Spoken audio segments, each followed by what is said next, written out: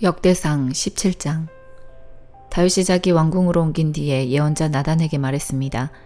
나는 백향목으로 지은 집에 살고 있는데 여호와의 언약궤는 장막에 있어. 나단이 다윗에게 말했습니다. 하나님께서는 왕과 함께 계시니 무엇이든지 왕의 뜻대로 하십시오. 그날 밤에 하나님께서 나단에게 말씀하셨습니다. 가서 내 종 다윗에게 이렇게 전하여라. 너는 내가 살 집을 지을 사람이 아니다. 나는 이스라엘 백성을 이집트에서 이끌어낼 때 어떤 집에서도 살지 않았다. 나는 지금까지 장막을 내 집으로 여기면서 옮겨 다녔다.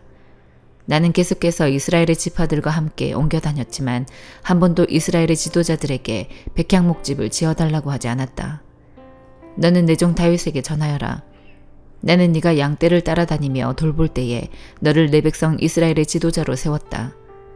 나는 네가 어디로 가든지 너와 함께 있었고 너를 위해 네 원수들을 물리쳐 주었다. 앞으로 나는 네 이름을 이 땅의 위대한 사람들의 이름처럼 위대하게 해줄 것이다. 그리고 내 백성 이스라엘을 위해 한 곳을 정해주어 다시는 떠돌아다니지 않고 머물러 살도록 해주겠다. 그들은 이제 더 이상 괴로움을 당하지 않을 것이며 악한 백성도 전처럼 그들을 괴롭히지 못할 것이다. 내가 사사들을 세웠을 때부터 너희를 계속해서 괴롭히던 악한 나라들과 너의 모든 원수들을 물리쳐 주겠다. 이제 내가 선언한다. 네 뒤를 이어 네 자손을 이스라엘 왕으로 세울 것이다. 너희 날이 끝나서 네가 조상들에게 돌아갈 때에 너희 아들 중 하나를 새 왕으로 삼겠다. 그러면 그가 나를 위해 성전을 지을 것이며 나는 그의 집안이 이 나라를 영원히 다스릴 수 있게 하겠다. 나는 그의 아버지가 되고 그는 나의 아들이 될 것이다. 나는 사울에게 베푼 사랑을 거둬들였으나 너의 아들은 영원히 사랑해 줄 것이다. 내 집과 나라를 그에게 영원히 맡기겠고 그의 왕자를 영원토록 없애지 않을 것이다. 나단은 자기에게 들려주신 하나님의 모든 말씀을 다윗에게 전했습니다. 그 후에 다윗 왕은 여호와 앞에 들어가 앉았습니다. 다윗이 말했습니다. 여호와 하나님, 제가 누구이기에 저를 그토록 위해 주십니까? 제 집안이 무엇이기에 그토록 위해 주십니까? 하나님, 주께서는 제 집안에 일어날 일들에 대해서까지 친절하게 말씀해 주셨습니다. 저는 주의 종입니다. 여호와 하나님께서는 저를 존귀한 사람과 같이 높이셨습니다. 주께서 주의 종인 저를 귀하게 대해 주시니 주께 무슨 말씀을 더 드리겠습니까? 주께서는 주의 종을 잘 아십니다. 여호와께서는 주의 종을 위하여 주의 뜻대로 이처럼 놀라운 일을 해주셨고 이 큰 일들을 저에게 모두 알게 하셨습니다. 오 여호와시여, 우리가 귀로 들은 것처럼 주와 같으신 분은 어디에도 없습니다. 주밖에는 다른 참신이 없습니다. 그리고 이스라엘과 같은 주의 백성이 어디에 또 있겠습니까? 이스라엘은 하나님께서 자기 백성으로 삼기 위해 구원하신 유일한 백성입니다. 하나님께서는 그들을 통해 하나님의 이름을 널리 알리셨습니다. 하나님께서는 그 백성에게 위대하고 놀라운 기적을 일으키셨습니다. 그들을 이끄셔서 다른 나라를 그 땅에서 쫓아내셨습니다. 또한 이집트의 노예로 있던 그 백성을 구해주셨습니다. 주께서는 이스라엘 백성을 영원히 주의 백성으로 삼으셨습니다. 그리고 친히 그들의 하나님이 되어주셨습니다. 여호와여, 저의 지방과 주의 종인 저에게 하신 약속을 지켜주십시오. 말씀하신 대로 이루어 주십시오.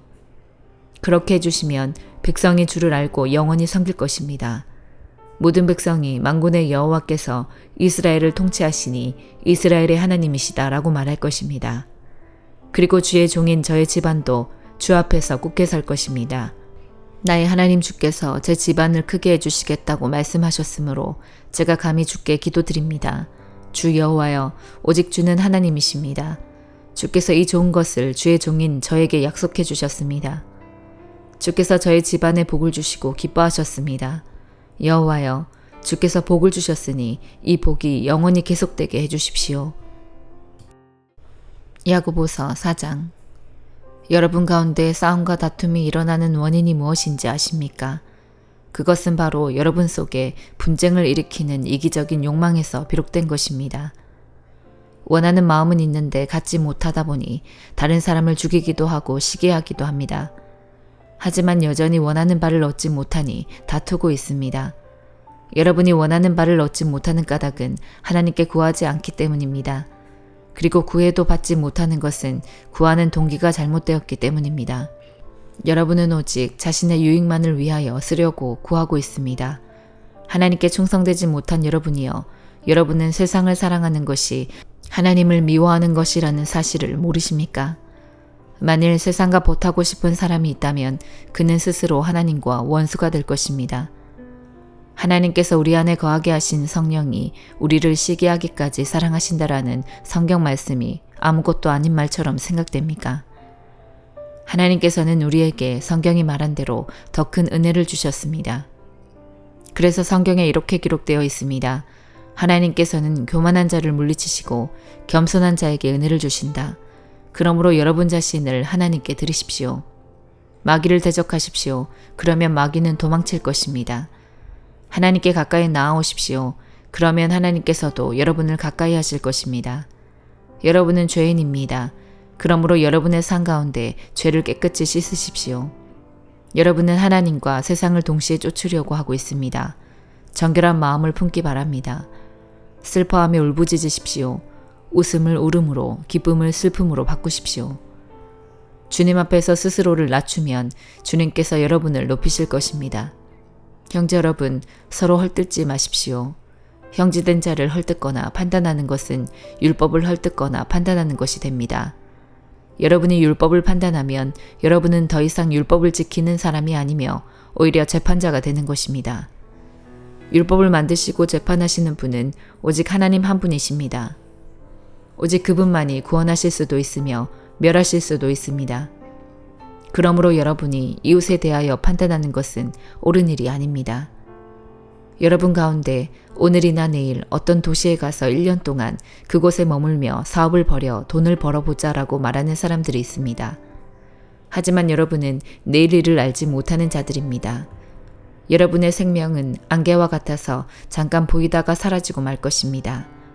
그러므로 여러분은 주님께서 원하시면 우리가 살 것이며 이런저런 일을 할 것이다 라고 말해야 합니다. 하지만 여러분이 교만해져서 자랑을 하고 있으니 이것은 잘못된 것입니다. 사람이 선한 일을 행할 줄 알면서도 행치 않는다면 그것이 바로 죄입니다. 요나 1장. 여호와께서 아미떼의 아들 요나에게 말씀하셨습니다. 일어나 저 큰 성 니느웨로 가서 그 성을 향해 외쳐라. 그들의 죄가 내 앞에까지 이르렀다. 그러나 요나는 여호와를 피해 다시스로 도망쳤습니다. 그는 요빠 성으로 내려가 마침 다시스로 떠나는 배를 발견하고 뱃삭을 낸 뒤 다른 사람들과 함께 배에 올라탔습니다.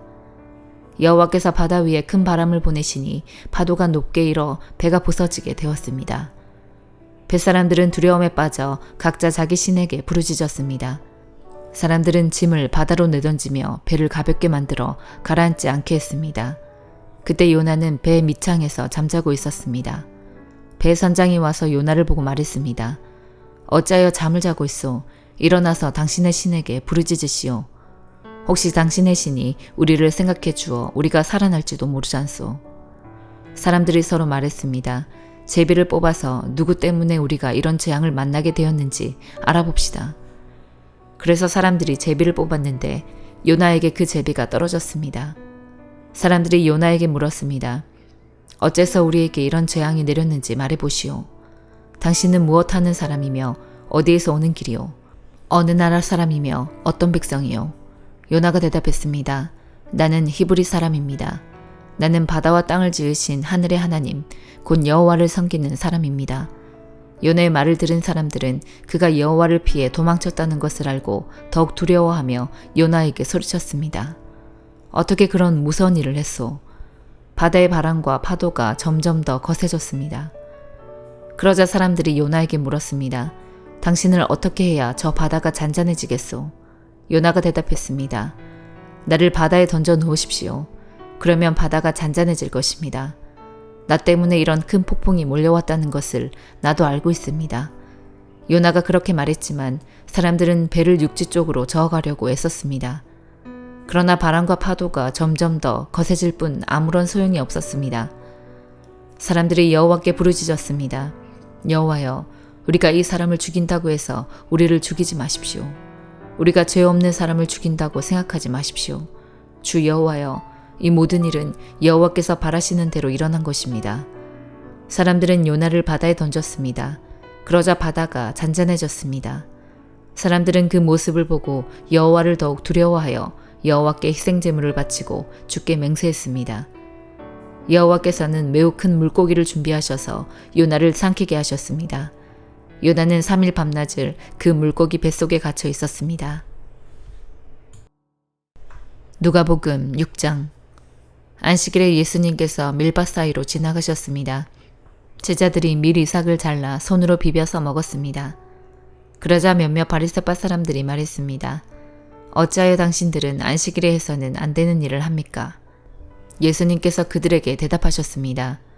너희들은 다윗과 그 부하들이 굶주렸을 때 다윗이 한 일을 읽어보지 못했느냐? 다윗은 하나님의 집에 들어가서 제사장들 외에는 그 누구도 먹어서는 안 되는 진설병을 먹고 자기 부하들에게도 주지 않았느냐? 예수님께서 바리새파 사람들에게 말했습니다. 인자는 안식일의 주인이다. 또 다른 안식일에 예수님께서 회당에 가셔서 가르치고 계셨습니다. 거기에 오른손이 오그라든 사람이 있었습니다. 율법학자들과 바리새파 사람들이 예수님께서 안식일에 사람을 고치시는지 보기 위해 살피고 있었습니다. 그들은 예수님을 고소할 거리를 찾으려고 하였습니다. 예수님께서 그들의 생각을 아시고 손이 오그라든 사람에게 말씀하셨습니다. 일어나 앞으로 나오너라. 그러자 그 사람이 일어나 앞으로 나왔습니다. 예수님께서 말씀하셨습니다. 너희에게 묻겠다. 안식일에 선한 일을 하는 것이 옳으냐? 악한 일을 하는 것이 옳으냐?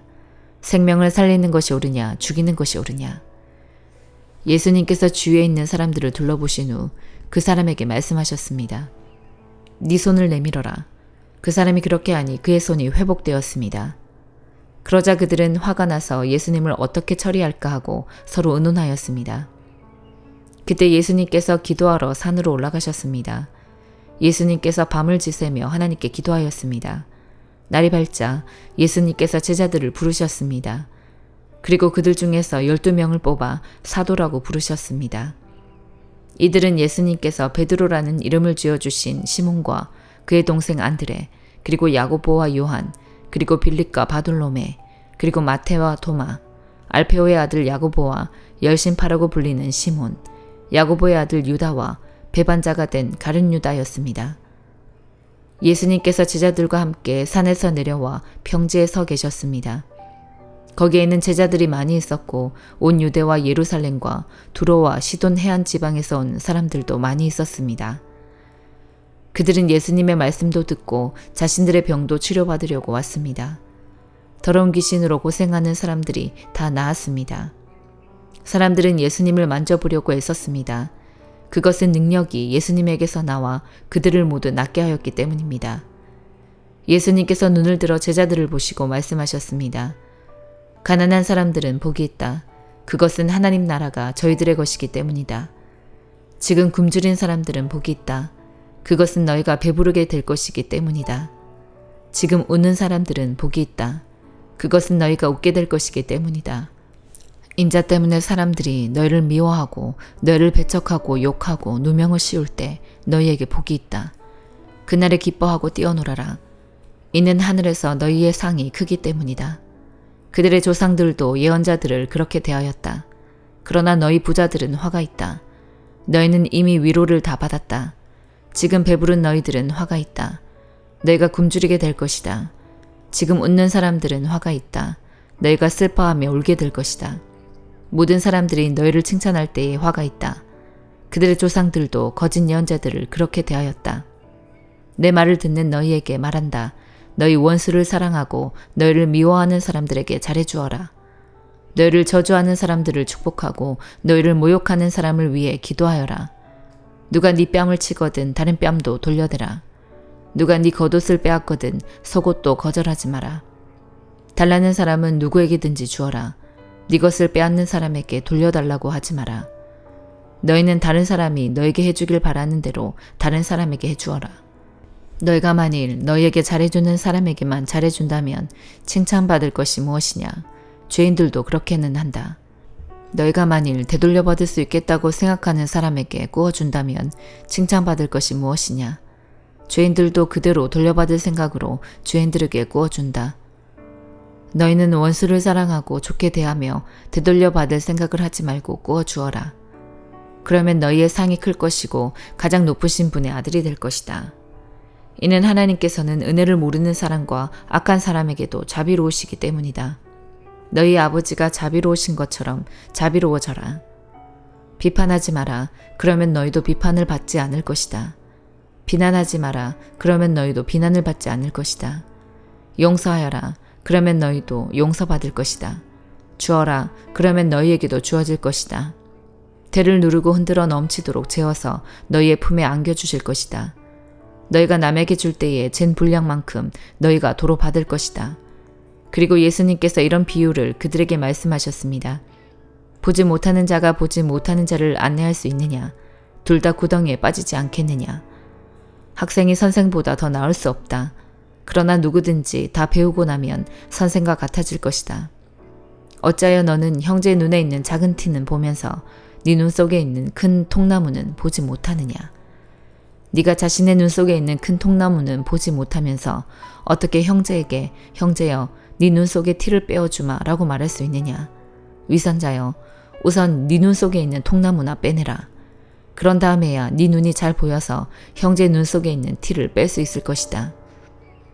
좋은 나무가 나쁜 열매를 맺을 수 없고 또 나쁜 나무가 좋은 열매를 맺을 수 없다. 나무마다 그 열매로 한다. 가시나무에서 무화과를 얻을 수 없고 가시덤불에서 포도를 딸 수 없다.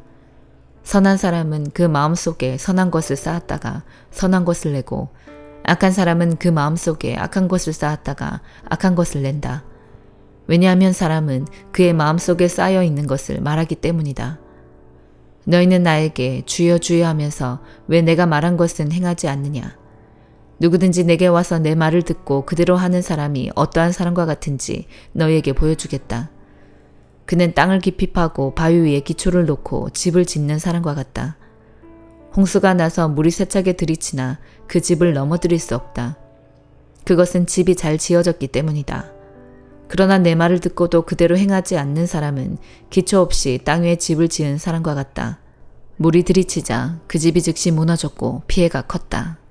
아멘.